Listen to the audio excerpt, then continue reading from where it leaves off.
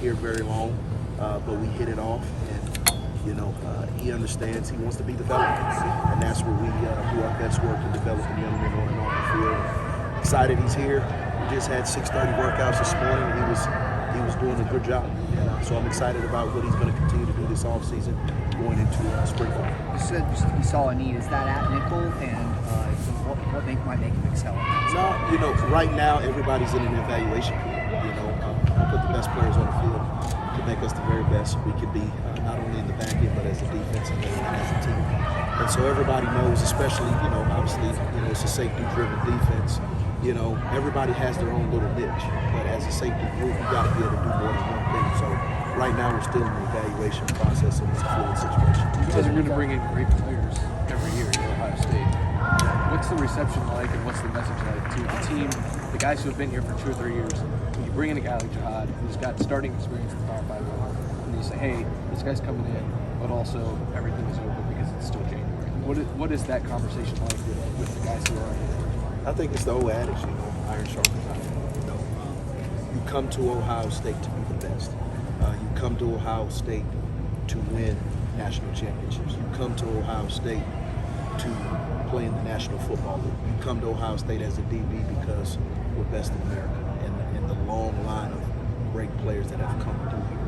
So when you step in the door that this is what it is, and each and every year, each and every day, each and every minute, you got to bring your very best. That's what makes us who we are. And for me as the coach to see young men each and every day, like this morning at 6:30, doing our running, that guys are bright, guys are working. There's no substitute for that. So for guys that come here, whether they signed as a freshman or whether they came in as a transfer, they understand the expectations, they understand the magnitude of each and every day. You got to bring it. And I don't want to be anywhere else but a place like that. Tim, you lost Buckeye. But you got Lathan Ransom. Do you expect that? If happy with you, with those guys return. You got a deep group. How do you just do it? First and foremost, I love the young men. They've worked extremely hard.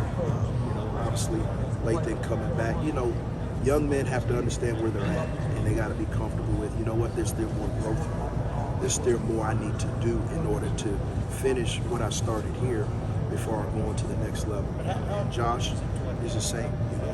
There's some things he needs to finish. There's some things he wants to accomplish as a team as well as individually. And so, but that's their decision. And it's just cool for me to be able to sit down with them and say, hey, Coach, I want to come back. I feel I need to come back, and these are the things that I feel I need to do for the team as well as myself to prepare for this year to win a championship and also next level. I was asking for 2 guys.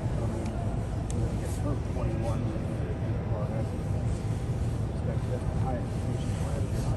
We're going to have Coach Walton at one of the 2 tables behind. The process of getting him, keeping him mentally, the right way, and then seeing him come back.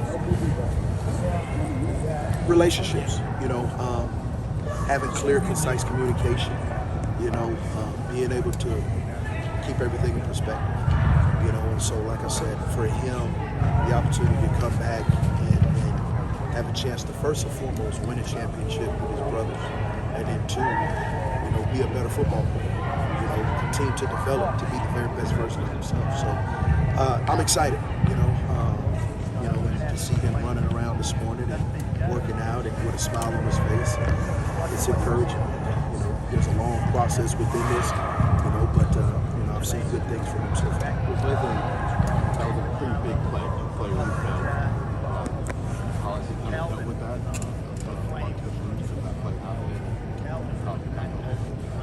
It's the life we live. Me being a DB myself, you play DB long enough, you're going to get beat, and it's how you respond. Obviously, the magnitude of that game magnifies that specific play. You just bounce back. You got to have a short memory. It's just like a quarterback that throws an interception.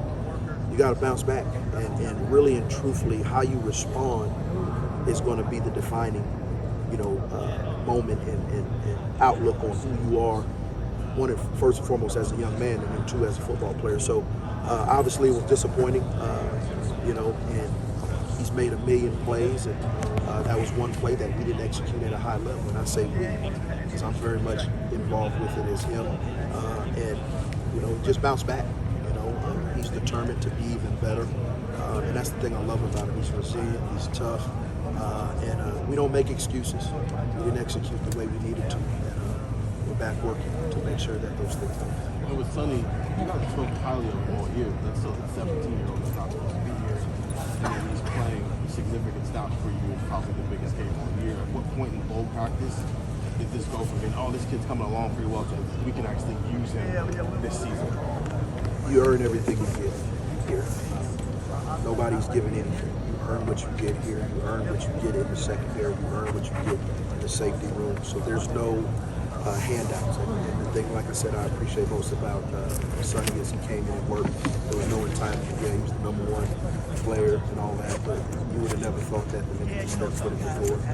So he earned the right to be on that stage and play the role that he played. And that's just a credit. I tell guys it's not about their age, it's about your mindset. And he has a great mindset. He's very coachable. He wants to be the very best he can be. So, what you saw that night was something that he earned. And that would continue to be the case moving forward for all the guys in the room. And that skill set, athleticism, he's a very different body than most safeties in the country are. When you have something like that, does it kind of get your mind thinking about not just what you can do with him, but maybe how that impacts the way you want to use some of the other safety positions, depending on where you want to put him? Yeah, I'm thankful for his mom and dad. A little DNA there, but the thing for Sonny is, he's smart. His football IQ is extremely high to be that young, and that's a credit to his coach. That's a credit to his dad. That's a credit to his upbringing. And that's a credit to his great focus and discipline. And so the exciting thing is we haven't really scratched the surface of what he can be, and I can see him be. And so that's what's exciting. That's what's exciting about the offseason right now. That's what's exciting about getting 15 practices of spring ball. That's what's exciting about going into summer, because this is his first spring ball. He didn't have spring ball last year. So there's a huge ceiling. But the biggest thing I love about him is he's focused, he's humble, and he's locked in to taking it one day at a time. Terry, how have you guys as a staff, especially in the secondary area, address those huge plays that were given up in the Michigan, in the Georgia game? What have y'all gone back and looked at that can be remedied, fixed, etc.? It comes down to fundamentals, technique, and execution. Now as simple as that sounds, it comes down to those three things. And really and truthfully, you watch it, you address it, and then you attack it when we get on the field. And you put them in those very positions the best we can to make sure those things don't happen again. But at the end of the day, probably the most frustrating thing, it came down to those three things. And I know that we're more than capable of doing those things. So if y'all addressed those, maybe y'all as a staff put some people in some situations that were, uncomfortable for them? I'm talking about player-wise. What did y'all specifically address in those areas? No, those guys had made those plays several times. Once again, it came down to a lack of fundamentals, technique, and execution. They weren't put into any situations that they hadn't been put in the past. And they'll tell you that. The one thing we won't ever do, we don't make excuses. We didn't execute the way we needed to. Period, point blank.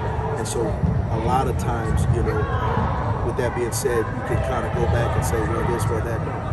We didn't do that. I didn't prepare them well enough. They didn't execute well enough. And that's why we're here this fall, this spring, this offseason grinding. Because, we should have been there. And we should have made those plays. So there'll never be any excuses. The bottom line is I've got to coach them better, and they've got to execute better, and we will. What's your first? You guys haven't won a few yet, but what's your first impressions when you see the weight room, training, things like that? Malik's extremely explosive. Plays bigger than what he is right now. That's kind of the task that he knows. Just being a pro about putting the weight on. Our nutrition staff's doing a phenomenal job with him. And just the biggest thing is he's smart. He's got a high football IQ. He's very, very versatile. So we're going to be able to do a lot of things with him. And the cool thing is he's here. You know, he's here working out. He's here, early morning workouts. He's going to get 15 practices in. So I'm excited, on a number of fronts from him. But I've seen great progress from him in these 2 weeks. There's a lot of sample size now of Jim's defense and safeties in it at Ohio State, not just on his Oklahoma State film. It seems like teams late in the season were putting you guys, your safeties, in one-on-ones. Has there been any talk between you and Jim and Tim about maybe cross-training more than you guys did last year, safety and corner, so when you get put in those positions again next year, it doesn't happen the way that it did this year? It's a fluid situation. We know our personnel. We know our guys' strong suits. And we know in this defense we have to be multiple relationships. I think with a year under our belt, we'll definitely be even more multi-tooled. And we understand the challenges that lie ahead of us, and we're addressing those every day.